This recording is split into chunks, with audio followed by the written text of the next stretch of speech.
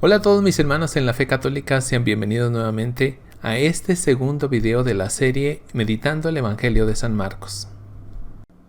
En la reflexión de hoy vamos a ver solamente un par de pasajes. El primero es la curación de un leproso, de Marcos 1 del 40 al 45. El segundo es la curación de un paralítico, de Marcos 2 del 1 al 12.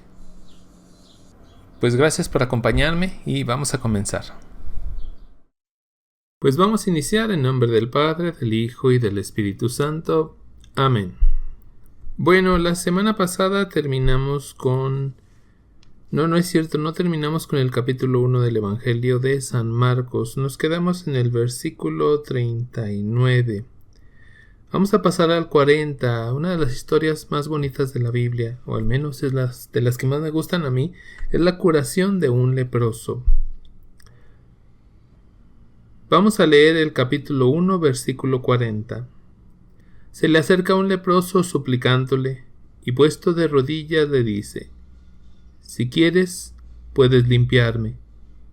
Encolerizado extendió su mano, lo tocó y le dijo: «Quiero, queda limpio». Y al instante le desapareció la lepra y quedó limpio. A Jesús se le acerca un leproso, pero ¿quién es un leproso para el pueblo judío? De acuerdo a las leyes del Antiguo Testamento, el leproso no vive ya dentro del pueblo o de la ciudad. Viven aislados, a las afueras de la población. Los leprosos, por esa misma circunstancia, son gente que sufre muchísimo. No solo sufre el problema de su enfermedad en sí, que es muy grave. La lepra prácticamente pudre la piel, la carne. Se les puede venir desprender un pedazo de carne, un pedazo de su nariz, de sus labios. Esa carne huele mal. Entonces un leproso no solo sufre el problema de la enfermedad en sí, sino que va a sufrir también el problema del aislamiento, de la separación de su familia, de sus seres queridos, etc. Entonces es una doble enfermedad, externa y también interna o del corazón. Y esto es muy importante. Comentando lo que dice aquí, que se le acerca un leproso, se postra este leproso de rodillas delante de Jesús. No perdamos de vista, Jesús es Dios, verdadero hombre, pero es Dios. Este leproso que tiene su padecimiento, su dolor interno y externo, visible e invisible, viene y se pone de rodillas delante del Señor y le ruega: si quieres. Son dos cosas: si quieres, y la segunda es: puedes limpiarme. Es decir, le deja la opción a Jesús: si no quieres sanarme, limpiarme, no hay problema, pero si quieres, tú puedes limpiarme. En el Evangelio de San Mateo hay un hombre que se le acerca a Jesús y le dice: Señor, si puedes, sana a mi hijo. No recuerdo si lo iba a sanar o le iba a sacar un demonio. Y Jesús se molesta y le dice: ¿cómo es que si puedo? Todo es posible para aquel que cree. Entonces el hombre, un poquito apenado, le dice: pues creo, Señor, pero aumenta mi poca fe. Aquí el leproso no viene así. El leproso tiene toda la certeza de que Jesús lo puede sanar. Pero no se le impone. No es: sáname y ya. No, si quieres, Señor. Si es tu voluntad, Señor, sáname, límpiame. Me gusta más esto de límpiame que sáname. Jesús se compadece de aquel hombre, pero dice algo muy interesante: extendió su mano y lo tocó. Jesús pudo haber dicho: mira, sí te sano, pero quédate ahí. O desde aquí yo te sano, no es necesario que te acerques. No hay necesidad de que te toque. Pero Jesús se acerca y lo toca. Ya habíamos visto esto un poquito con la suegra de Pedro. Jesús la toma y la levanta. Y lo vamos a ver continuamente en Marcos. Pero aquí en el leproso llama mucho la atención. Se acerca, lo toca y lo sana. Hay una doble curación aquí. Primero le sana su piel, su carne de la lepra. Luego, ¿qué le sana? Le sana el corazón. Tal vez este leproso tenía años que nadie lo tocaba. Tenía años viviendo con esa soledad interna. Años de no recibir amor de parte de nadie. Años de ser rechazado por todos. Y Jesús se acerca y lo toca. Y a veces pienso que la sanación que le hace física no es tan fuerte o no es tan impactante como la sanación interna, espiritual. Le sana su corazón. Es decir, finalmente alguien se acerca a ese leproso y le da un poco de amor. Qué importante es esto que hace Jesús, porque esto cada vez es más escaso entre nosotros. Yo soy catequista y sobre todo de confirmación, y me da mucha tristeza ver adolescentes y jóvenes. También soy catequista de adultos y también lo veo en ellos, pero me da más tristeza en los jóvenes o en los adolescentes ver la falta de amor que tienen ellos. Ver que a pesar de ser casi unos niños tienen heridas profundas en el corazón. Y estas heridas parten de una misma raíz siempre. ¿Cuál es esa raíz? No reciben amor de parte de su familia. Y tristemente, cada vez veo más jóvenes con ese problema. Regresando al Evangelio, vemos aquí a Jesús. Jesús que toca al paralítico y le sana no solo su cuerpo, sino también su alma, su espíritu, su corazón, su estima que está destrozada. Lo levanta, igual que a la suegra de Pedro, la levanta, le da ánimos, fuerza. Y pasa algo muy curioso, voy a seguir leyendo. Le tocó y le dijo: quiero, queda limpio, y al instante le desapareció la lepra y quedó limpio. Quiero, dice Jesús, quiero sanarte, queda limpio. Dios quiere sanar el corazón de las personas, no solo el cuerpo, sino el interior, la estima propia. Dios quiere sanar tu espíritu, el mío también, pero no nos dejamos. Platicaba apenas hace 2 días en un retiro de padres que van a papás y padrinos para confirmación. Esto precisamente. Yo les rogaba, les pedía encarecidamente que le dieran amor a sus hijos, porque lo que veo cada vez más y más son niños, adolescentes y jóvenes que carecen de amor, que ya no reciben amor y van desesperados por la vida buscando y creen que cualquier cosa es amor, y no es así. Por eso te invito a que, a imitación de Cristo, tú también toques a tus hijos, les abraces, les des un beso, les des amor para que ellos reconozcan un amor puro.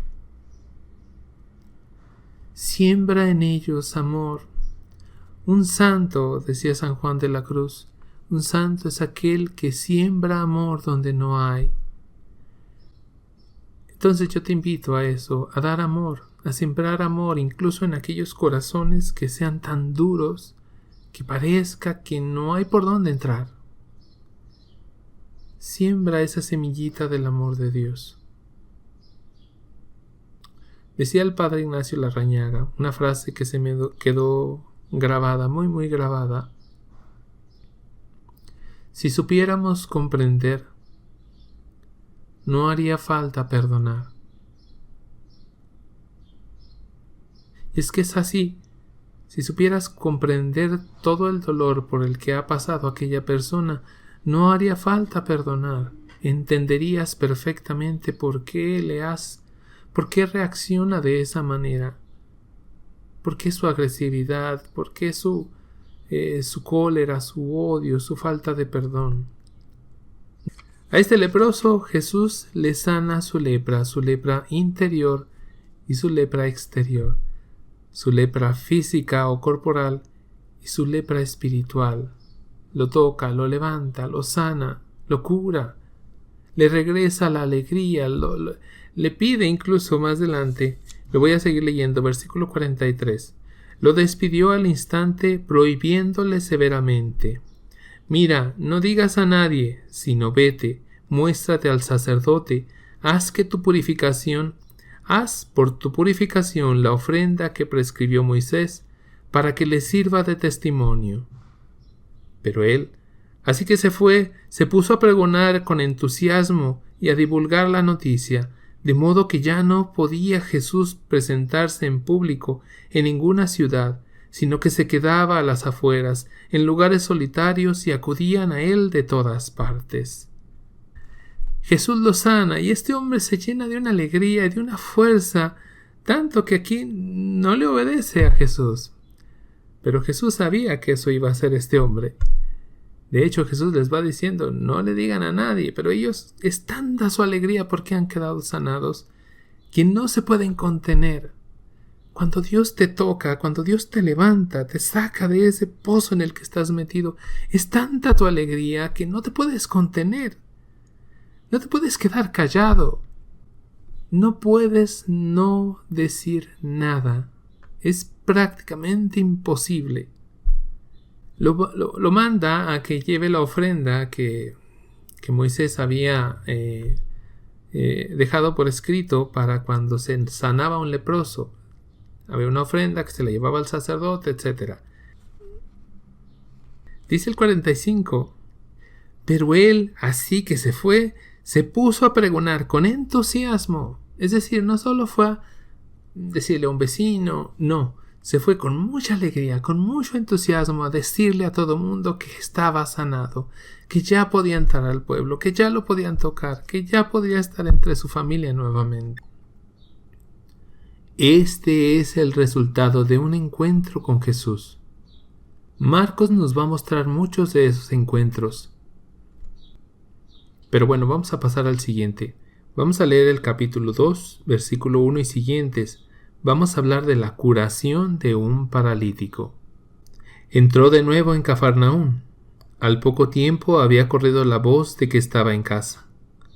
Se agolparon tantos que ni siquiera ante la puerta había ya sitio, y él les anunciaba la palabra.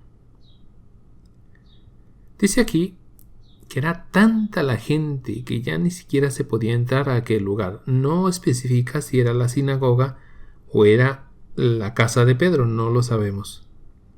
Dice aquí que la casa, pero no dice si la de Pedro. Me imagino que sí.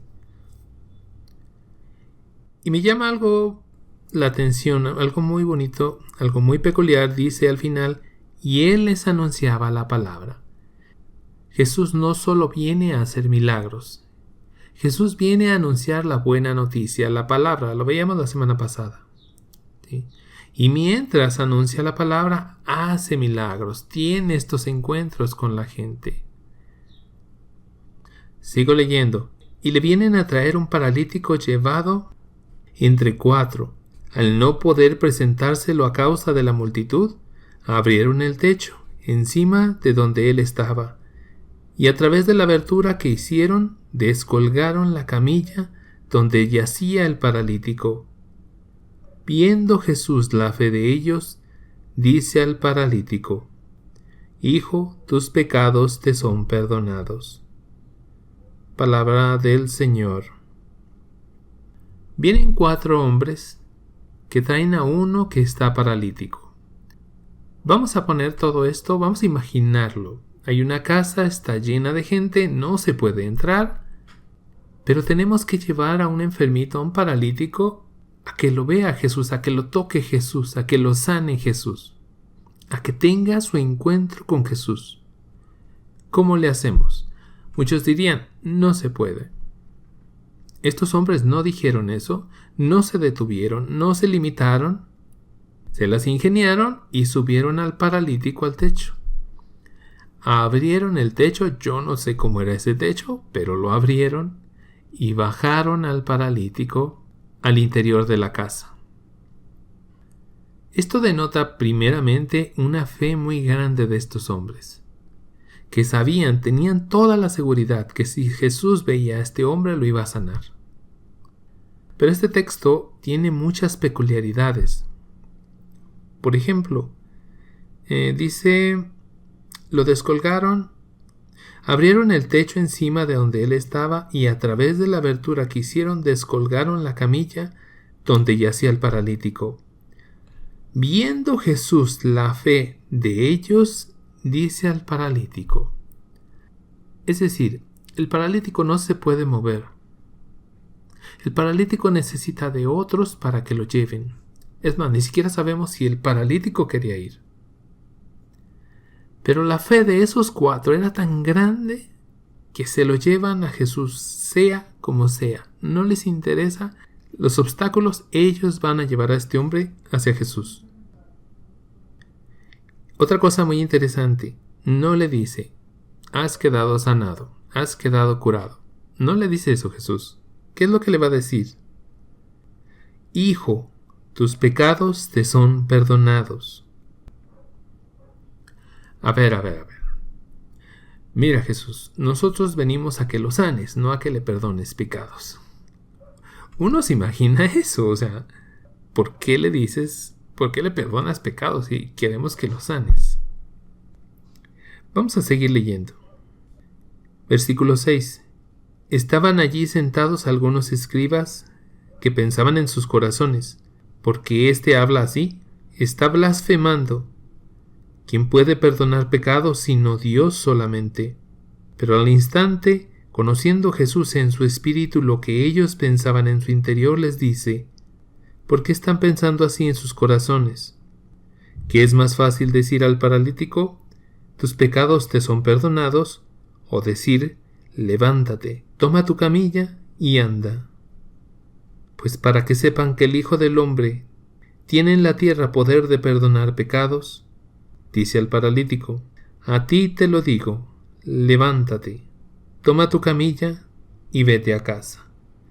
Se levantó y al instante, tomando la camilla, salió a la vista de todos, de modo que quedaban todos asombrados y glorificaban a Dios diciendo, jamás vimos cosa parecida. Palabra del Señor. Les digo, muchas cosas pasan aquí. Culpan a Jesús de estar blasfemando, es decir, estar con su palabra ofendiendo al mismo Dios. Esa es una blasfemia.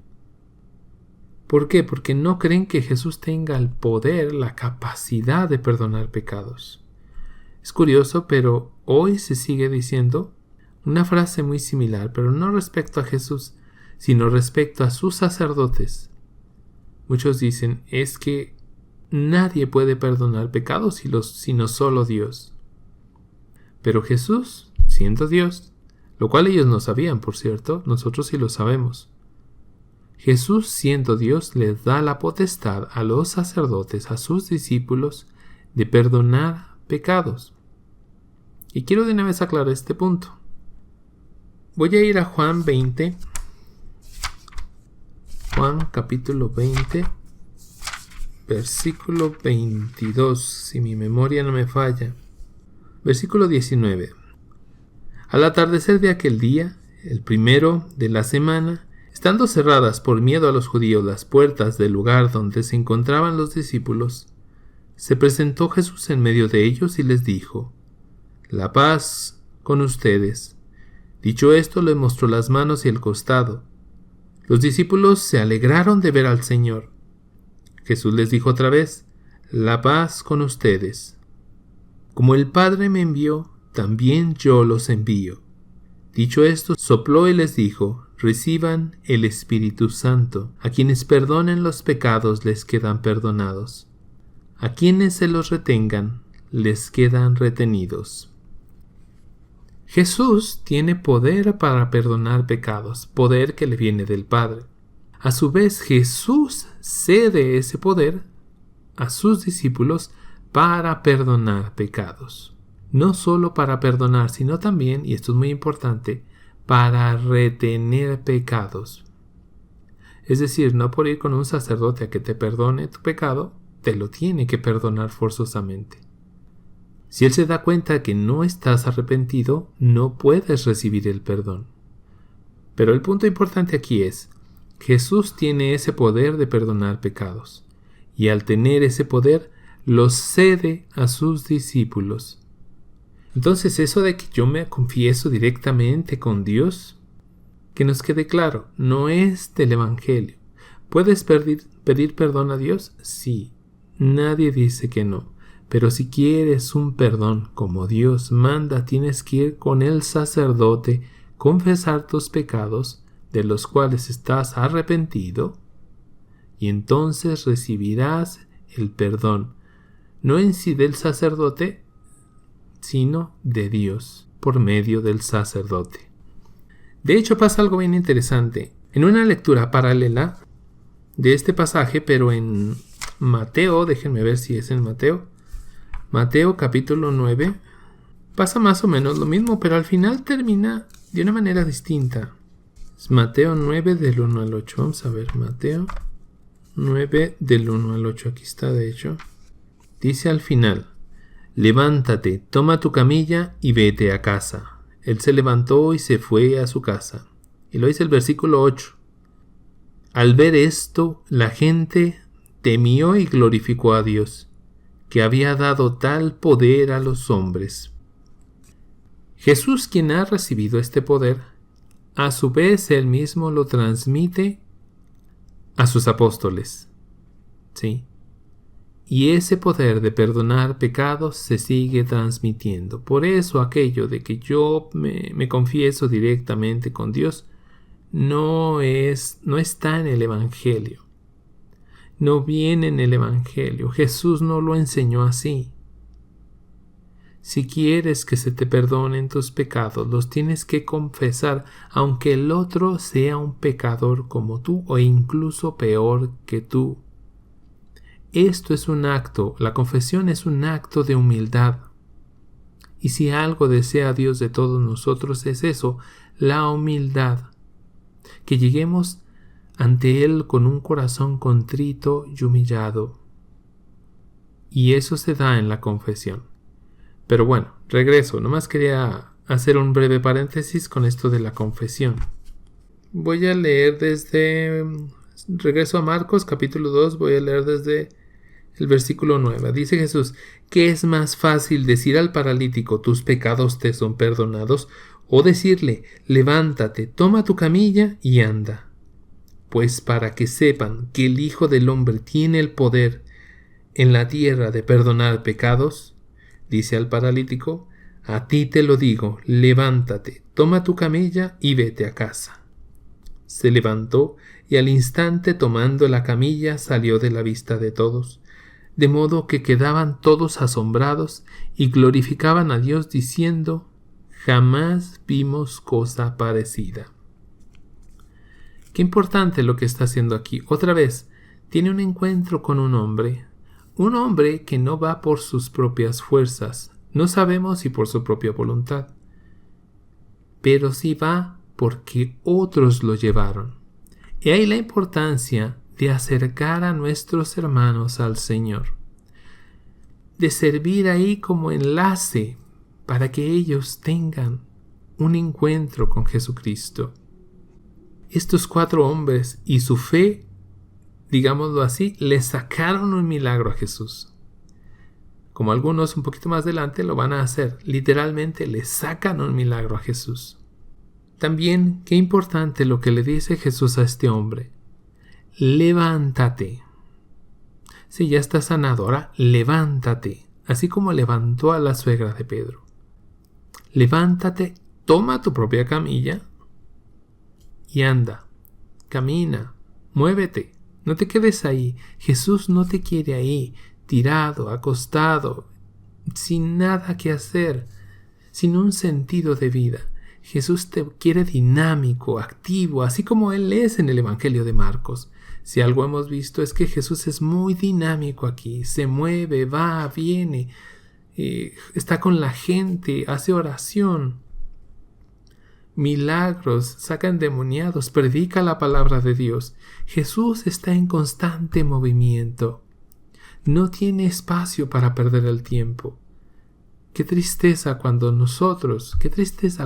yo pierdo tanto tiempo a veces. Él no tiene tiempo. Jesús quiere que yo me levante, que tú te levantes de ahí de donde estás.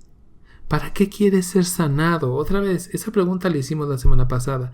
Hoy la repetimos. ¿Para qué quieres ser sanado? La suegra de Pedro, al ser sanada, se levantó y empezó a servir.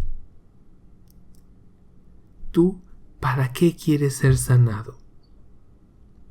¿Para qué quieres recibir ese milagro que tanto has pedido?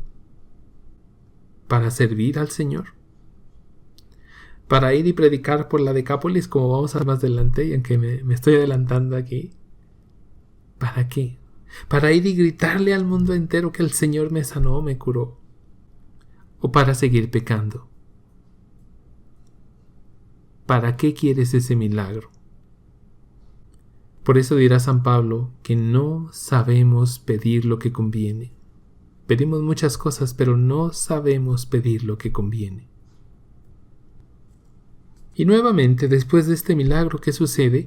La gente queda asombrada, sorprendida, porque Jesús es otra cosa. Jesús es diferente. Y para no hacerla muy larga, Jesús es Dios. Pero también es hombre. Y como hombre nos pone un ejemplo. El ejemplo de ir, darle la mano al hermano, levantarlo, sacarlo de su lepra, sacarlo de su pecado, invitarlo a que camine, a que se mueva. Yo les invito, hermanos, a que estudien el resto del capítulo 2, el 3 y el 4. Nos vamos a despedir en el nombre del Padre, del Hijo y del Espíritu Santo. Amén.